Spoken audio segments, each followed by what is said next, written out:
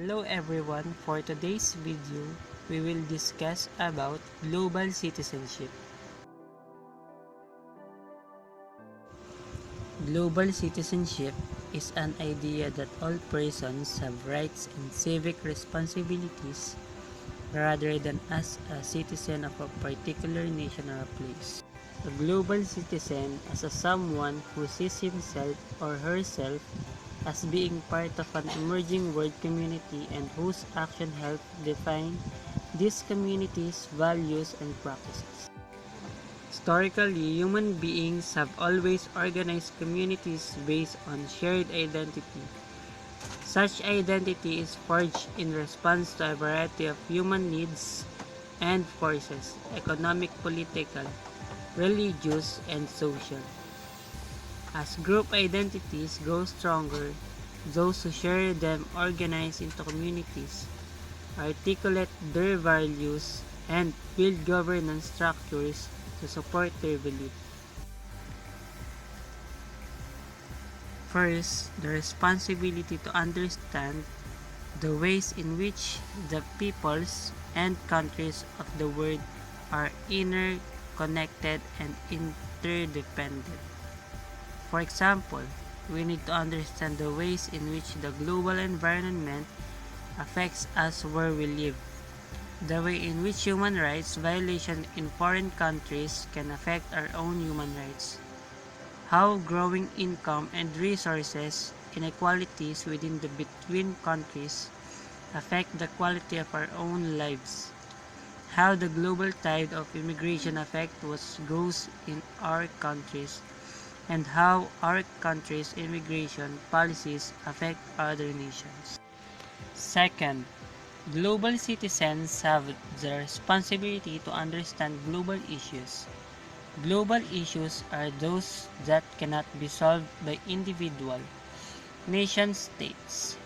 For example, we need to understand the impact of the growing scarcity of natural resources on all countries, the challenges presented by the current distribution of wealth and power in the world, the roots of conflict within the between countries and requirements of peace building and peacemaking, and the challenges posed by a growing global population.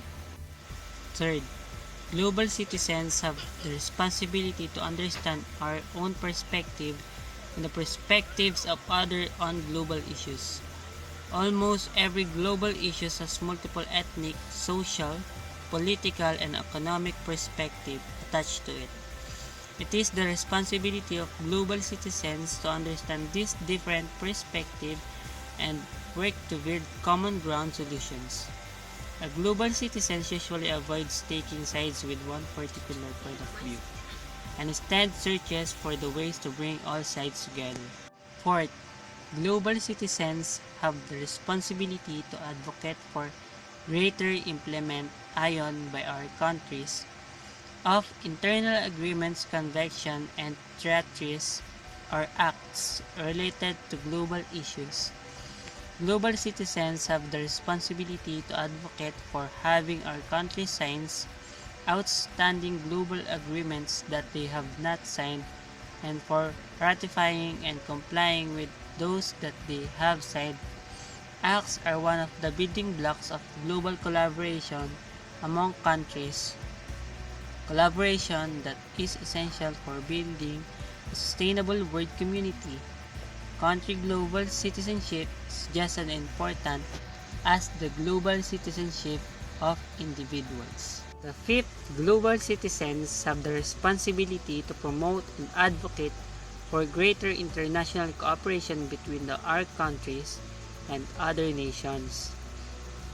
When a global issue arises, it is important for global citizens to speak out on how our countries can work with other nations to address these issues, and how our countries can work more effectively with established international organizations like the United Nations, rather than proceed on an unilateral course of action.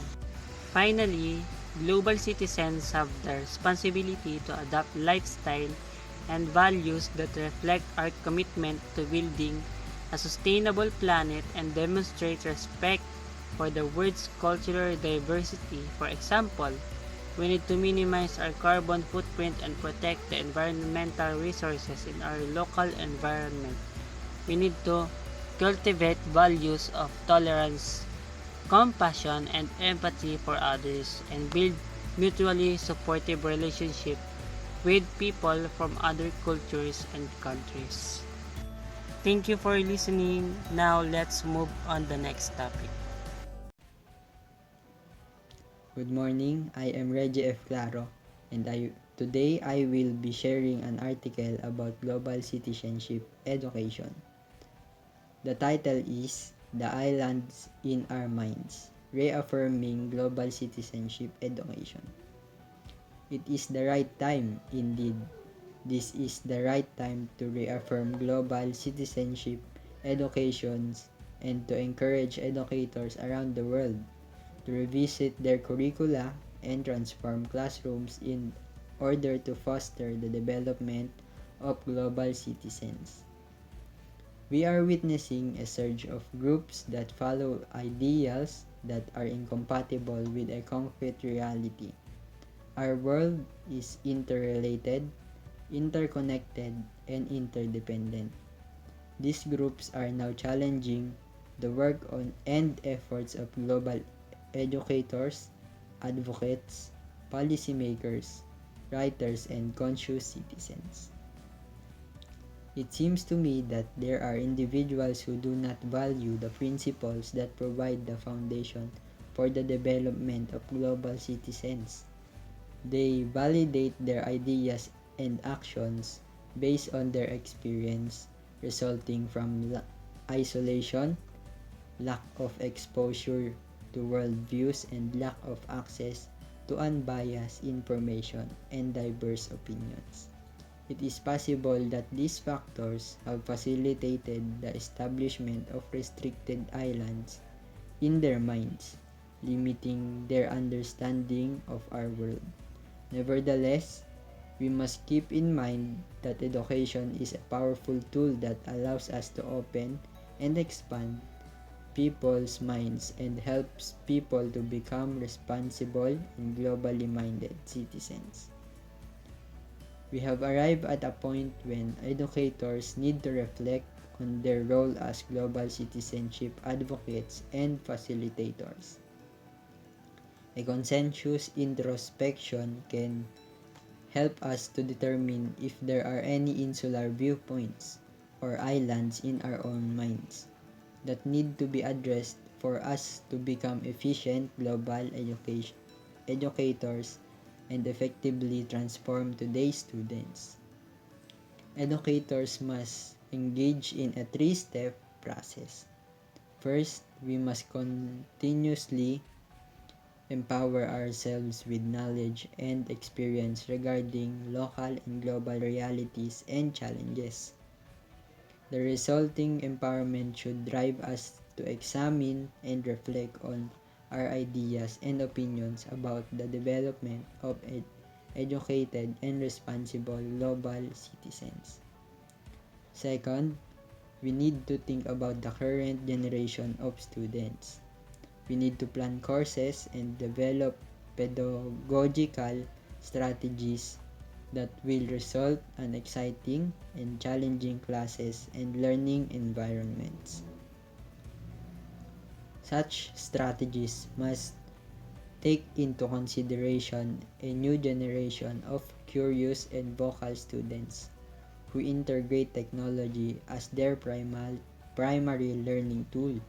Consequently, technology becomes a necessary teaching and learning resource that can motivate students to engage and think critically about various issues and information while interacting with their peers, educators, and well-informed groups around the world. Hence, the technology and the internet can provide bridges that will help our students to step out of their insular thinking. On the other hand, through technology, educators may also develop supportive networks, and colleagues who are proactive in the teaching of global citizenship. Third, educators who view themselves as agents of change and advocates for citizenship education must commit to facilitating current or updated knowledge about the world, helping their students develop competencies and skills that will allow them to think critically and become creative problem solvers. Educators should also foster and model attitudes that reinforce at a minimum respect and empathy for others and that promote individual and collective responsibilities towards our planet and humanity. Thus, I strongly believe that professors and teachers must intentionally infuse their classrooms with information from a variety of sources to ignite passionate, informed, and intelligent discussions and debates.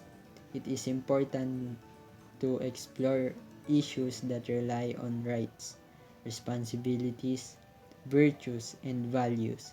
These are the elements that may promote or hinder the development of global citizens. That is all. Thank you.